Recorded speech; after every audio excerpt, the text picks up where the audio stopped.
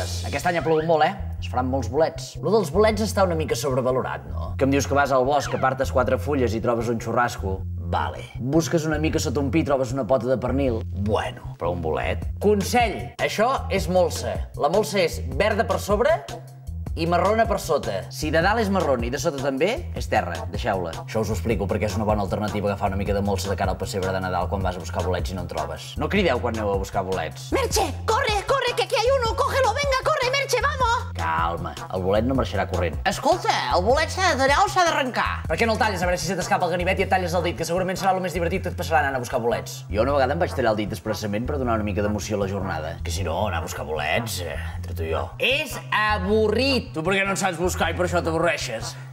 Vale, ja, fer-se el xulo, els que sabeu anar a buscar bolets. L'altre dia 4 quilos de llanegues amunt de matí. Pues a veure si l'any que ve en 80 quilos i et cau el cistell de sobre i t'ofegues sepultat de llanegues al mig del bosc. Deio, calma, calma. I que no et reculli ningú, passi una vaca, foti una tifa a sobre, que vagi fent un cultiu allò, que vindré jo l'any que ve a buscar bolets de soca que et sortiran del front. Oi, he collit 4 quilos de llanegues, he collit 4 quilos de llanegues. No em tornis a dir mai més que has trobat bolets que fot 30 anys que n'estic buscant i encara no n'he vist un. Que vaig fotent així amb el cap, anar buscant, al final em marejo i no trobo res. Una vegada te'n vaig fer treure aquestes 3 vèrtebres perquè el cap em pogués donar la volta sencera com la nena de l'exorcista i buscar bolets a tot el ruedo. I no en vaig veure ni un. Que no n'hi han de bolets, home, que se'ls inventen els que en troben. Ara m'heu fet emprenyar.